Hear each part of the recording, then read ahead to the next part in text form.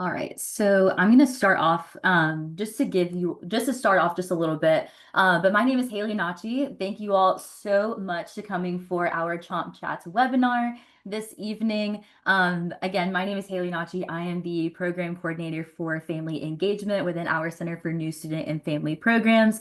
And we are so excited to not only welcome you all here, but we also have my colleagues Dalen Coleman, Colby Edwards, and Mary Soroy here from Student Engagement as well. And they are so excited to give you all some information about that.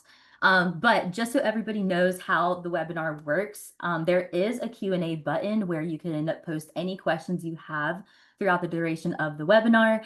Your question only appears to us and not anybody else in the room, but if there are any questions and we believe that it will benefit everyone, we will try to answer those towards the end during our Q&A portion. And then throughout the webinar, I will be monitoring the chat to answer any questions to the best of my abilities. But if there are any questions that I believe will be better suited for the student engagement team, then I will leave it to them and they will answer that for you. And then last but not least, we will be recording the webinar. So if you need to leave early or if you have friends at home who couldn't join, the plan is to upload the recording to our website no later than a week after today. So thank you all so much again for joining us, and I will go ahead and pass it over to Dalen, Colby, and Mary. Hi everyone, my name is Colby Edwards. I'm going to share our presentation very quickly, but if Dalen and Mary wants to go ahead and introduce yourself while I get this pulled up. Good evening, everyone. Looking forward to being here. Glad to be here with you all tonight. As Colby said, my name is Dalen Coleman. I serve as a program coordinator here in our Office of Sorority and Fraternity Life here at the University of Florida. Hi, everyone. My name is Mary Soroyce, and I am the Marketing and Communication Specialist for Student Engagement. So I'm helping with a little bit of everything in all the different offices with any marketing needs and things like that. So yeah, welcome. And then my name is Colby Edwards. I'm a program coordinator within the Office of Community Belonging. I've been at UF for a little over a year now. I specifically work with our student organizations on campus, and I'm very excited to be here today with y'all. So we can start with talking about student engagement overall in the 4 offices, and then each one of us will talk about one of our particular offices and ways that your students can get involved or they can get employed with our offices, or just ways that they can find community here on campus. So student engagement is one large department with 4 different offices within it. So the first one being community belonging, which is where I work at. And then we also have campus engagement, sorority and fraternity life, and student legal services. So I can start with community and belonging. So our office hosts our student organizations here on campus. So some things for y'all to know about our student organization landscape and just everything for your student to get involved on campus. So we have over 1,100 student organizations registered with our office here at the institution. So those are our general registered student organizations, our sponsored organizations by different academic units. And then from those student organizations, they host over 2,800 registered events on campus every single year. So that goes from July 1st to June 30th. We have that many that registers with our office for various different types of events, whether it's recruitment, tabling, or their large-scale events that do for the campus community. And then some things that your students might have already talked to you about, or some things that they might encounter, is that student organizations have various processes to join. So the first 2 that we mostly see are either they have open memberships or they are more application based. So the application-based organizations are the ones where they typically apply, they might have to interview to become a part of the organization. There might be some sort of process that they have to go through, but those typically happen at the beginning of the fall semester and or the beginning of the spring semester. And so for those organizations, they typically will always post that information directly on their Instagram or on their Gator Connect profile, which I would talk in a minute about what Gator Connect is. And so you might see that with a lot of our student organizations. Most of them, from what I have seen, are mostly open membership, but there are some specifically that are more application based. And then some other things that you will see and encounter with student organizations here is many of them all have many different leadership opportunities that you can get, whether if it's the president, vice president, treasurer. Those are our three required positions for every student organization. And then most every organization has some sort of other positions that align with their mission statement, whether if it's a vice president of recruitment, if it's a vice president of finance or membership development. You will see many student organizations will have director positions, vice presidents, chairs. Every student organization is going to be different, but their structure of their organization is what helps them align with their mission statement and brings out their values from their organization and how they want to operate as an organization. And then lastly, some different things that you will hear from student organizations and your students will hear as they're tabling and trying to recruit is if they're service, social, academic, professional, and kind of what those benefits are. Our office always says that an organization does not fit just within one of those benefits. You can join a more academic based organization, but you're also getting social benefits out of it. Or you're joining a service based organization and you find friends that are in your major. And so you're also getting some academic benefits from it that it might not necessarily be the first benefit that you think of from an organization, but you are getting some sort of other benefits, whether if it's mentorship, networking, or just other professional development throughout an organization. Next, talking about recruitment and how student organizations operate on our campus. So we have, like I said, over 1,100 student organizations here at UF. Some of the biggest ways that you're going to find them and that your students are going to see them on campus is probably at one of our student organization fairs. So I'm the coordinator who hosts our student organization fairs every semester. We have one at the beginning of the fall semester, which has already passed. We have one in the spring semester that happens during Great Gator Welcome. And then we also have one in the summer B session that also happens during Great Gator Welcome. And so student organization fairs are a really good opportunity for students to go in person and meet student organizations face to face. The fall one, we just had over 400 student organizations participate. So out of 1,100, 400 is a really good number for us to have. And they get to meet face to face with these organizations, get to know their mission, get to know why they should join. And then ultimately they can decide whether or not they want to join 1, 2, 3, maybe more student organizations. You will also see a few academic departments that will host specific fairs tailored to the student organizations and resources within those academic units. So for example, the Warrington College of Business, they will host their own type of student organization fair, or I know there's a pre-health fair here on UF's campus. And so you might also see those come directly from the academic units that are not tied with our office, but we do like to shout those out whenever we can and whenever we know about them. So students are still getting plugged into student organizations through different fairs and activities where we're able to showcase our organizations. And then there are a few spots on campus where you will see a lot of student organizations recruiting at. The main ones are Turlington Plaza and Plaza of the Americas. These are both pretty much in the central middle of campus. So Turlington, there's about 10 to 15 tabling spots for student organizations. And then same thing for Plaza of the Americas. So those are two really good areas where they can find student organizations. If you need to know where that is, pretty much go to Century Tower, which is the middle of campus, and you will be right beside Turlington Plaza and right beside Plaza of the Americas. And then lastly, social media is really, really big for our student organizations. That's how they do a lot of their recruitment, advertising for their events. They'll talk about general body meetings and just things happening within their organizations. So if your student has Instagram or any other type of social media, they're following the student organizations on Instagram is a really, really good way to get connected on campus. Next, a platform that my office oversees is Gator Connect. So Gator Connect is our one-stop shop for all things involvement. So all of our 1,100 student organizations have a profile on Gator Connect, and then all of their on-campus events that they have are also posted on Gator Connect as well.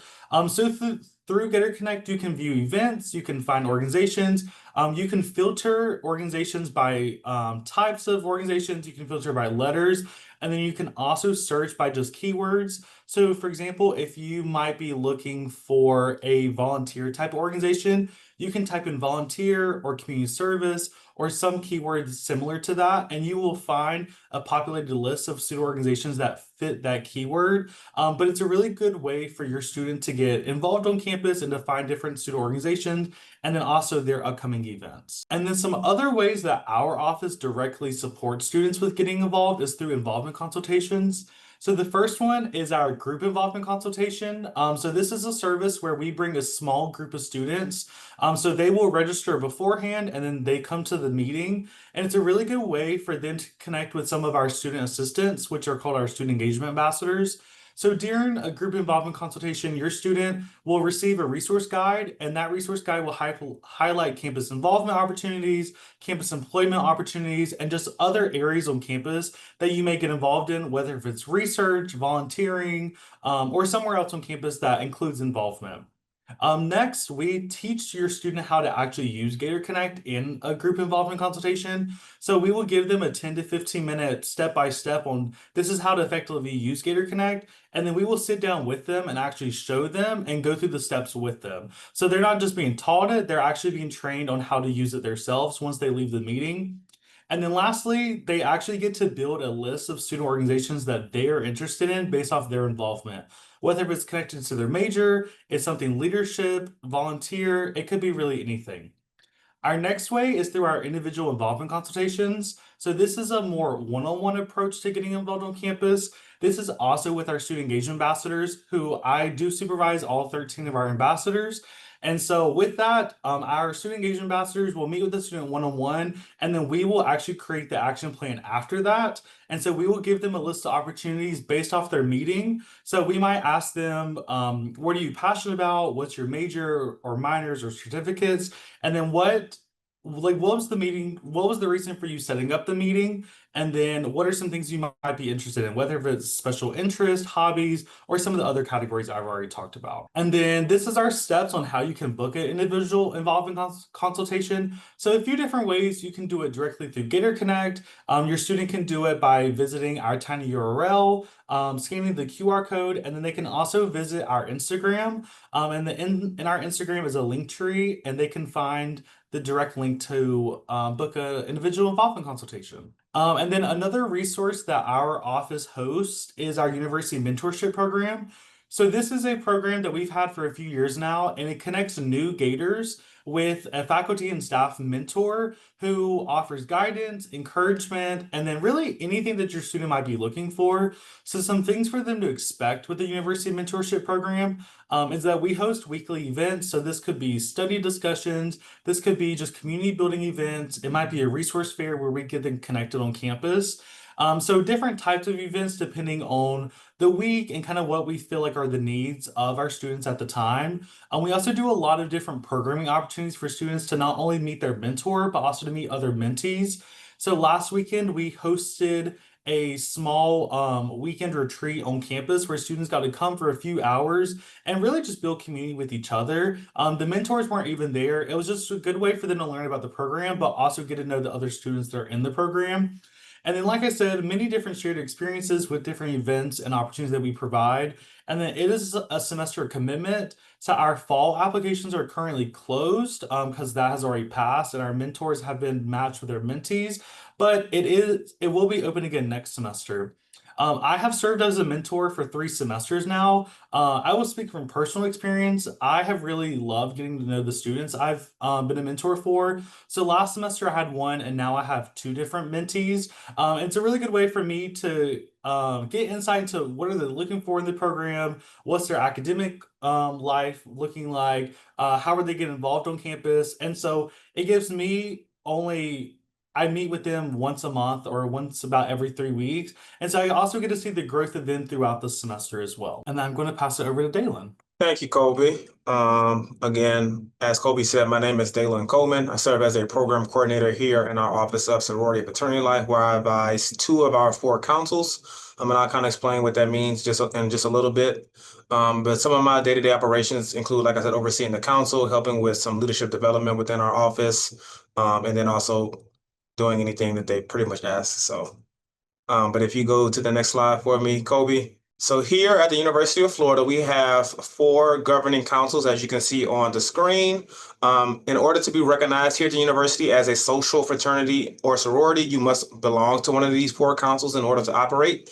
And so while parents sometimes ask, or do we have, business fraternities or business sororities and things of that nature, some of those do exist on campus, but they are not housed under our office. Our office only works with the social fraternities and sororities. And so within our interfraternity council, that is going to be your traditional fraternities. So we have 27 currently on campus. For our multicultural Greek council, that's going to be any of our any of our chapters that have some type of cultural component to them. So whether that be based in Hispanic and Latinx culture, based in Asian and South Pacific Islander culture. Maybe we have some Asian interest organizations. So all of those kind of are housed within our multicultural Greek council. Next, we have the National Panhellenic Council. So this is also referred to as the Divine Nine. It houses our historically Black and African American fraternities and sororities, although we are not exclusive to only Black and African American students. We are a very diverse community, and I love to point that out. And then last but not least is our Panhellenic Council, which is home to our traditional Panhellenic sororities. And so we have 18 of those here at the university. And of those, you can go back one. I'm sorry. And then, so you're probably wondering, we go to a large institution, 60 organizations. So we do have a community of about 9,000 students. And then we have a office staff of 8 professional staff members and then 3 graduate staff members that work to help educate, make sure our students are, following policies and procedures, all of that good jazz. And so that's kind of how we operate as an office. And so the next thing I'll talk to you about, you can go to the next slide for me, please, Kobe, is recruitment and or intake. And so our interfraternity council and our Panhellenic council refer to this as recruitment. And then our multicultural Greek council and our national Panhellenic councils refer to this as intake because it looks a little bit differently. And so for recruitment, I'll just talk about our fall 2025 numbers because that is what we basically just got out of / are about to begin for most of our organizations. And so what this process looks like is usually they start either before school, so for Panhellenic, or the week that school starts or after for our IFC fraternities. And they go through a week-long process of kind of rushing and going from house to house to kind of get to know the organizations, and then eventually they make a decision, and then that's how they join. And then as far as our multicultural Greek council and our national Panhellenic council, they have a little bit different process of how they recruit or do intake for membership. Theirs is usually you have to have a certain amount of prerequisites in order to join. You may have to go through an interview process in order to join, an application process, have a certain GPA, have a certain amount of credit hours, all of those things. And then what happens is you go through a 6-week process of new member education that ends in a new member presentation show and or reveal. And so as far as numbers go, we had 802 men join our interfraternity council this current fall. And so a lot of them are currently going through their new member education process. For our multicultural Greek council, we have currently 60 students that have joined. So that's a mix between women and men. And so they will be finished by the weekend of October 24th through the 26th. We have what we call the MGC Reveal Weekend. And so all 10 of our organizations have some type of probate or new member show where they come out to the world. Currently with our National Panhellenic Council, it is to be determined as some of them are still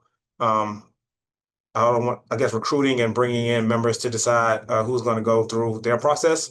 And then for our Panhellenic Council, we had 1,520 women join our community this current fall. So again, pretty large community for a pretty large SEC institution. And so we do have opportunity for recruitment and intake in the spring.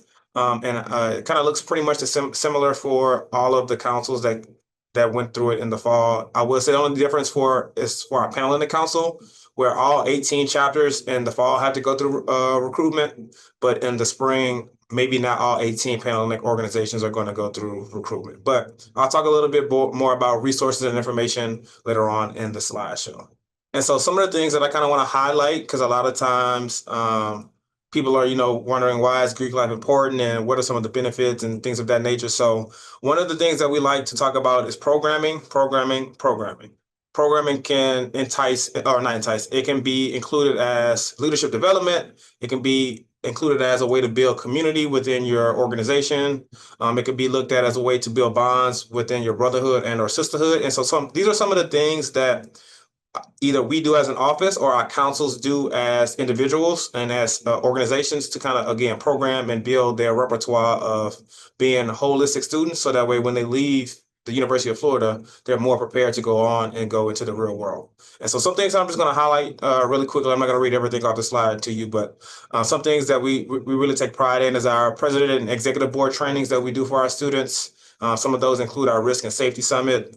Another thing that we really take pride in is our membership development series. So this is a series that we started about maybe 3 or 4 years ago, where we teach our students real life skills that they may not necessarily learn in the classroom. And so this past semester, or spring semester, I know we did a culinary class. So they learned about knives and like the culinary arts. I know one time we brought in we did an entrepreneur class for our students. One time we did a life skills for our students. So again, how to change a tire, some how to do taxes, like some basic life skills that you may need. So that's one of the things that we take pride in. And then the last thing that I'll talk about, at least from our office's standpoint, is our Florida Greek ambassadors. And so they are an ambassador group that they are part of our community. So they're either in one of our four councils, but they are looking for the additional leadership opportunity to be an extension of our office. And so they work very closely with one of our program coordinators, Sarah, on a lot of our day-to-day operations, whether that be programs that we're putting together, whether that be logistical things of that nature. And then on the council side, each council has some signature events that they put on for their respective councils. But for the most part, they're all pretty much operating in the same area of having council meetings, having retreats, doing some type of service, doing some type of social amongst one another. So those are just some of the programmings where you get, again, your fun and social aspect, but also your leadership development, your risk management, your hazing prevention type programs as well. And so these are just some pictures to just highlight some of our organizations. Again, we have a vast, large community, so they are doing some very good things here at the university. And so a few pictures that you see on the screen is, if you look at the bottom right, that was at our UF Greeks Day at the baseball game this past spring, where we had some guys come on out and support the baseball team, as well as talk to prospective students and families that are there and table with us as an office. And then the picture in the middle that you see is at our IFC Chicken Wing charity thing. And so every year, the Interfraternity Council puts on a chicken wing charity event where all of our 27 fraternities have to make chicken wings, and then they sell tickets for them. And then the proceeds go to a philanthropy of their choice. So that's what that picture that is what that picture is that you see. And then if you want to go to the next one for me. And then this is our Multicultural Greek Council. So again, as you can see on the screen, we had last fall, we had SEC Nation come to the university, and they got a chance to meet Tim Tebow, who is a pretty famous Gator here at the university, but also, if you did not know, he is one of the co-hosts for SEC Nation. The picture in the middle is actually from last night.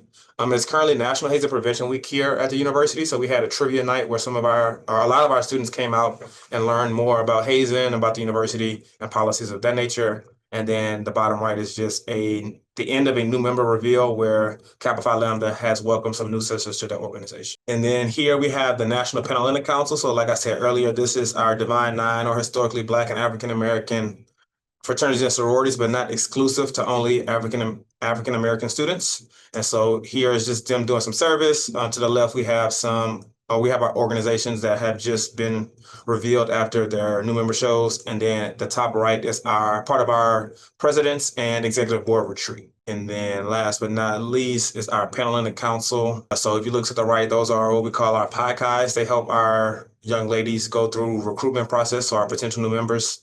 And then we have a few pictures from bid day, a few pictures from graduation, and then them just having fun. And so what I'm going to leave you all with, if you go to the next slide for me, Kobe, is if you scan this QR code, it'll bring you to what we call the Guide to Florida Greeks. And so that is for this current year. It just goes into more detail about our community. It has numbers about prices as far as living in house, what a meal plan looks like, how much it may cost to join one of our organizations. It also talks about each specific organization that we have here on campus. So all 62 organizations are within this booklet. And it just kind of gives you like base information about when they were founded, what's the name of the organization. But it's a more in-depth guide to kind of learn a little bit more about our community. And so if you scan that QR code, it can answer pretty much any questions that you have. But if it does not, you can go to the next slide for me, please, Kobe. Here is a way to stay connected with us as an office. So again, kind of like Kobe said earlier, our organizations and our office, we use Instagram a lot and social media a lot to promote a message and to promote the events and programs that we are doing. So if you would like to take a look at our Instagram, feel free to follow us, give us a follow. We would appreciate it. Or you can shoot us an email. We would love to answer any questions that you may have or just give you any clarity. Our website is located here, as you can see. And again, they have some FAQs on our website. We have some policies on our website. You can see various conduct reports from the past few years if that is of interest to you. So our website is also a good resource for you. And then also, if your student may want to pop by and just have a conversation in person, we would love to do that as well. We are located in the Rights Union on the 3rd level. So again, thank you for your time. And I'm now going to pass it on to Mary. All right, thank you for that. So we're going to segue into campus engagement, SG services, and staying connected within student engagement as a whole. So Kobe, if you would like to go to the next slide for me.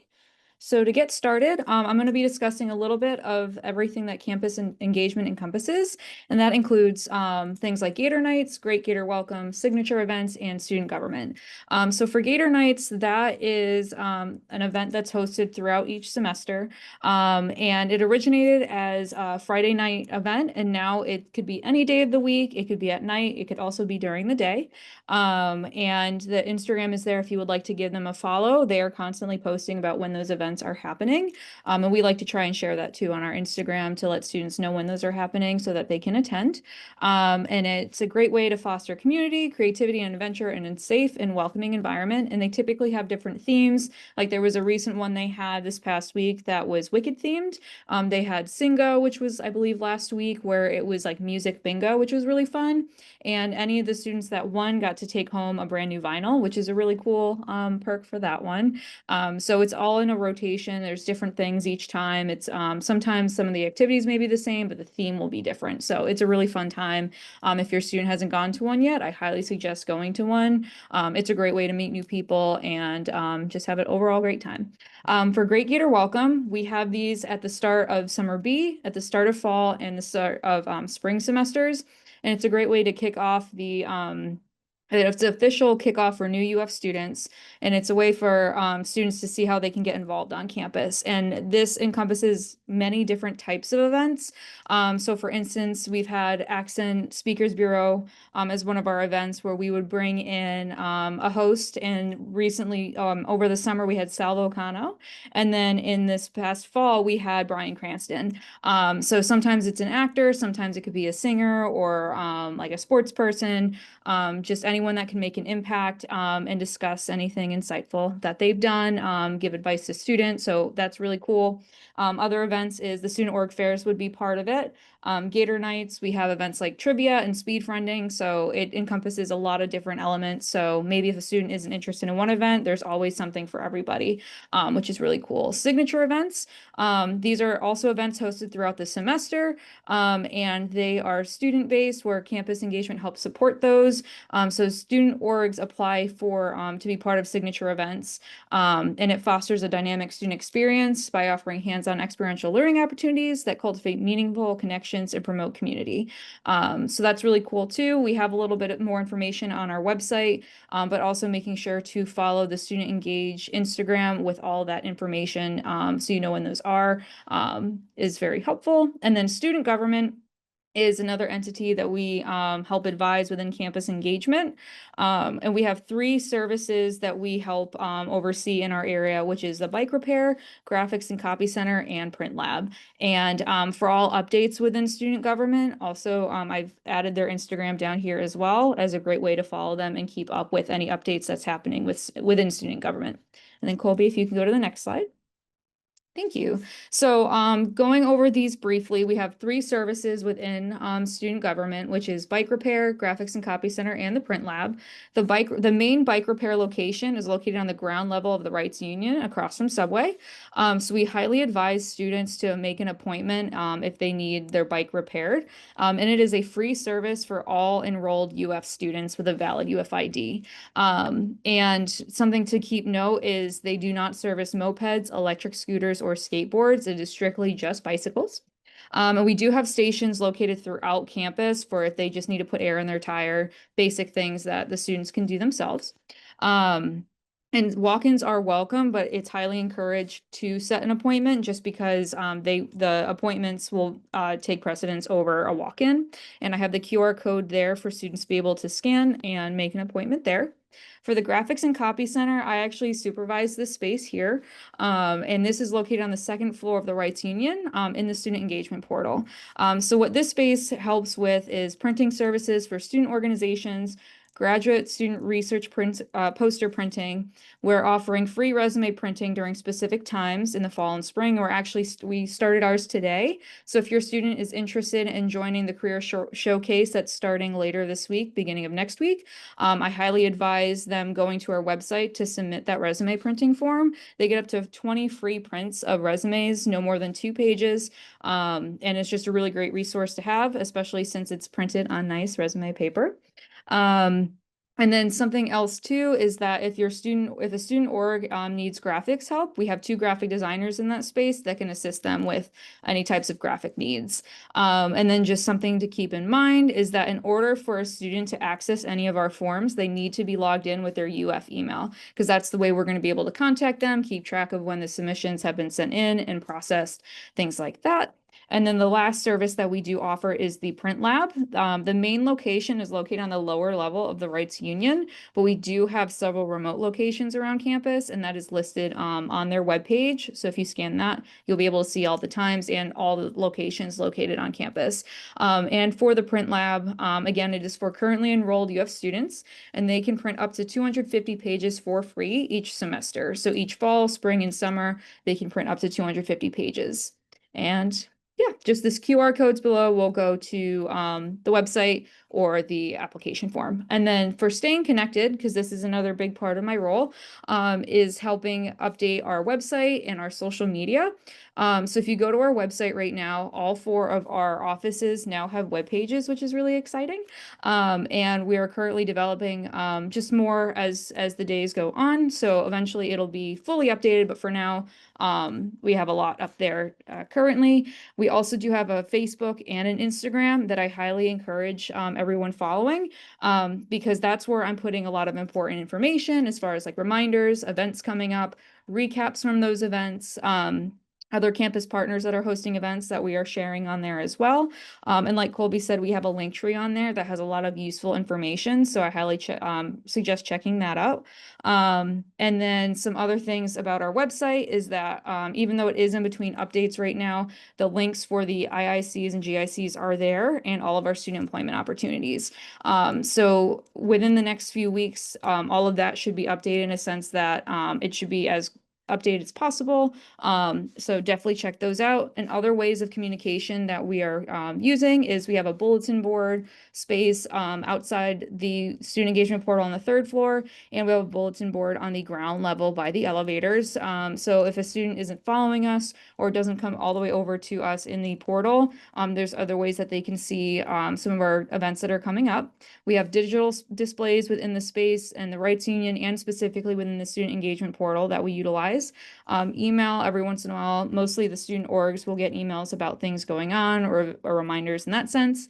And we also have calendar.ufl.edu as another great thing to keep an eye on, because on that you'll be able to see upcoming events for the week, the month, and day-to-day stuff like that. So yeah. Okay, and then I'm going to talk about student legal services, which is our 4th office within student engagement. Myself, Dalen, and Mary do not work directly in student legal services, but we do work closely with the office. And so student legal services is an office full of attorneys who have actually completed law school, and they have their JD. And so they're able to actually represent students and assist students with different legal issues that they might be encountering. So the first service that's provided by Student Legal Services is our notary services. So this is in person, and they also have remote options as well for students. The only thing that they need to do is bring a government issued photo ID. So this can be a military ID, driver's license, real ID, or another form of government issued ID. And then it is free for UF students. And then if there are any families that are current staff members, they also do have services for notary. For staff, you do have to pay, but shout out for that as well if you are a current staff member. And then it is available through walk-ins and by appointment. They have specific walk-in hours that are located on their website. And then you can also your student can set up an appointment directly on their website as well. Some cases for which they will offer full representation for you in court. So you can see at the bottom a minimum of $100 and maximum of $15,000. Some of these cases are adoptions, dissolution of marriage, landlord-tenant, and by that we mean that if a student is a tenant and they are having issues with their landlord, either with their lease, some sort of contract or whatever it may be, the attorneys will help represent the student. As long as they are the tenant, they do not handle any roommate to roommate conflict because they're not going to help one student over another, but they will help a student directly with conflict with their landlords. And then if a student has a name change or anything with their criminal arrest records, they will be able to assist and represent the student. Some cases that are limited to only advice and consultation means they will not represent them, but they can meet with them and talk about it, is any sort of property damage with auto or bicycle accidents, civil and criminal cases, contracts, power of attorneys, living wills, also criminal arrest records, and then traffic citations as well. And then once again, a minimum of $100 and a maximum of $15,000. And then these are some other ways that students can be involved in student legal services. So they do offer different marketing and outreach Instagrams, whether that's assisting with their website, with their Instagram, or just other ways to promote their services to students overall. It could be presenting to a first year Florida class, presenting to student organizations, different ways to help the office market themselves to students. And then they also provide a pre-law shadow and professional mentorship program where they're able to shadow the actual attorneys in the office and then also get mentorship out of that experience. And then if your student is interested in any sort of whether if it's law or any legal services, they do offer a research internship where your student can, if there's a specific topic that they're interested in, they can go in there and they work with one of the attorneys directly and they can do research and they will get mentorship out of that experience as well with directly one of the attorneys. And then they also have a unpaid student ambassador position as well. So if your student is just wanting experience with working with a legal office, that is also an opportunity as well. And then some other student employment opportunities across student engagement, whether if it's community belonging, campus engagement, student legal services, or sorority and fraternity life. So we do have over 80 student team members across many different student positions. And so some of the opportunities that they get out of any of our student employment positions is definitely the professional network. So all of them will have a supervisor. So like Mary said, she has a team that she supervises. I also have a team that I supervise. So they're building a network with not just us as their supervisor, but they're also getting to know other student engagement staff and staff across campus, depending on the scope of their role. And so they are getting a network out of this opportunity. They're also gaining a lot of practical skills. One of the biggest pieces of feedback I get from the students I work with is how much they feel like this applies to their classes and how it will apply to them in the future. So I, for example, have a lot of students who are wanting to go to pre-law. And so one specific skill that my students get out of their experience is reviewing student organizations' constitutions. And so they are able to look at all of our policies and assist student organizations with updating constitutions, and that is applying to their major and what they're wanting to do post-graduation. And then throughout all of our student assistant positions, we do have very flexible work schedules that support your student success. So whether they need to come early at 8 a.m. or our portal's open until 8 p.m. And then we're also open with some positions on the weekends. And we are able to work with your student schedules and work with all of our different team members. And then you can see at the bottom of the screen various different student positions that we have, whether it's our student engagement ambassadors, our graphic designers, Sorority Fraternity Life also has front desk assistants in their office as well, but many different ways for students to get plugged in across all of our different offices. But yeah, that is the end of our presentation. Thank y'all so much for coming, and then I'm going to pass it back over to Haley. Perfect. Thank you all so much. At this time, just like what Colby said, we do have some time for questions. So if you want to go ahead and pop those in the chat, we can go ahead and answer some of those. I'll give you all a second in case you want to go ahead and type some up. But while they are thinking of questions, if if a family member or a student wants to, oh, perfect. I was gonna say if they wanted to get in contact with you, what is the best way to do it? And they have just shared some really good information for you all through the website, as well as Instagram and the Facebook page as well. But I am not seeing any questions, but if you all could answer, I know we talked, or you all talked a lot about different programs and different, deadlines that may have passed. If a student is still wanting to get involved with you all, but they have missed maybe some of those other deadlines, where would you all recommend for them to start whenever they are looking through that process? I can go first with at least when it comes to sororities and fraternities. Like I said, all of our organizations are pretty much actively recruiting throughout the year, even though they may not be accepting members throughout the year at specific times.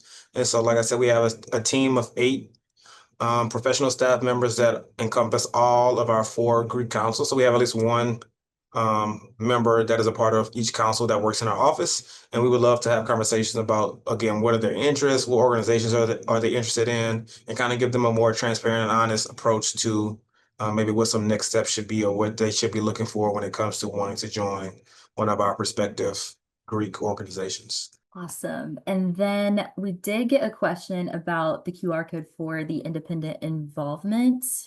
I'm trying to find that, but if one of y'all could find that a little bit quicker, then I can get that too. I will also say with our individual involvement consultations, I'm the person who manages and oversees this service that we provide. Our students do book up pretty quickly with this service because a lot of our first year Florida classes will also require this as an assignment, and then students generally hear about it on campus or by viewing Gator Connect. And so they're able to book out 3 weeks in advance. But some of the bookings for maybe the next week or two might be taken, but they are able to book out 3 weeks in advance. And then for our group involvement consultations, I will say we do have a few coming up. So we do have one this Friday at 4 p.m. And then we also have one this upcoming Monday at 11 a.m. if your student is interested in getting involved and they're able to attend that time. It's about an hour or 45 minutes to an hour. And I'll give just a couple more minutes for any other questions. But while we are waiting for any last minute questions, just as a reminder, this webinar has been recording the entire time. So if you want to reference something in the future, it will be uploaded onto our website. I can go ahead and get that link for you all right now, and I'll go ahead and send it in the chat. But you'll be able to see this the full recording as well as all the content within the recording as well onto our website. I think we got one more question. When is the spring deadline for the mentorship program, and can you send a link to the website? Yes, I can also talk about our university mentorship program. So for the spring, well, fall and spring, they're typically open about the first 3 weeks of the semester. They'll typically open the second week of classes and they're open for 2 weeks.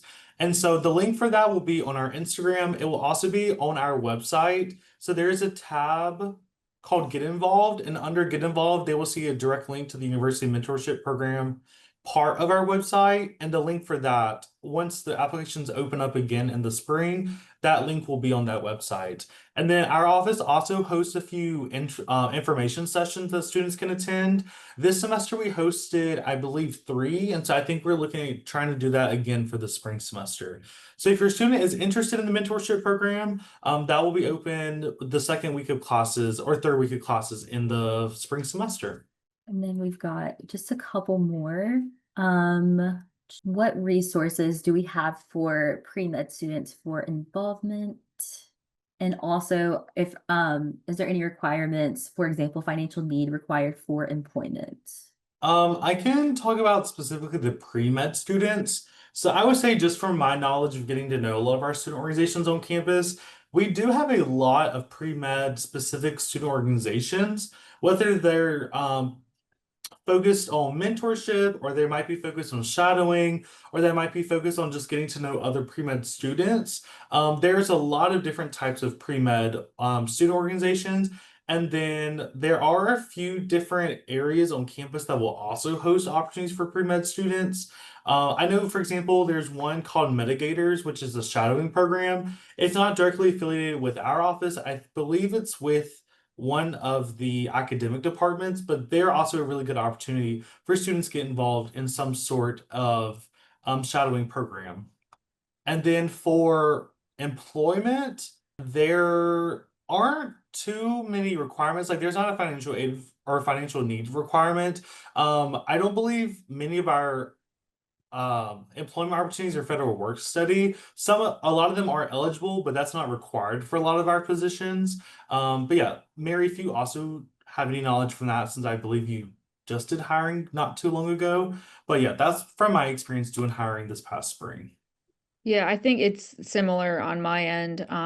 It's just an hourly paid position, so I didn't go through any of like the financial aid part there. That was through HR. But I'm sure that going through that application process that they'll have that information, but as far as I know, it's not necessarily a requirement. Yeah, and if there are requirements, it will say that directly on the job application, which is through the career link. And so if Mhm. the student is interested, those requirements will be there. And then we also have office managers and admin specialists who can also assist if there are particular requirements that the students might need to meet. But for the most part, it's typically an application, and then they have to be a UF student. Yes, so I have a question that says, what sororities will hold rush/recruitment in the spring? When will that list be announced? I know it's not all of them like the fall. So usually we'll know honestly more closer to the springtime than right now because again they're still going through their new member education process and then they still have to be initiated. And usually how we figure out if organizations will hold spring recruitment is through what we call total. And total is set by the National Panhellenic Conference. And so again, the chapters would know what their total is set at, and then usually if they are at total or above total, they won't do recruitment in the spring. And so, like I said, they won't know that until probably another month or so because they still have about 4 more weeks of new member education. So if your daughter is interested in that, definitely tell her to stop by our office sometime, maybe around mid-October to late October, and we can give her a better idea of what organizations will be doing spring recruitment. All right. And then any more questions? I can answer this one. And so there are services for students handling stress and pressure or services towards mental health. We do have 2 offices that kind of mainline in that area of health and wellness. So first office is going to be Gatorwell. Gatorwell is located in our rights union on the first floor. They have various tips, tricks, and tools, as well as professionals that can help students maybe learn how to handle stress better, learn what time management looks like, learn what resources are available to them. And then another office that we have here on campus is the Counseling and Wellness Center. They aren't located necessarily in a central location, unfortunately, if you ask me. But they are located off of Radio Road.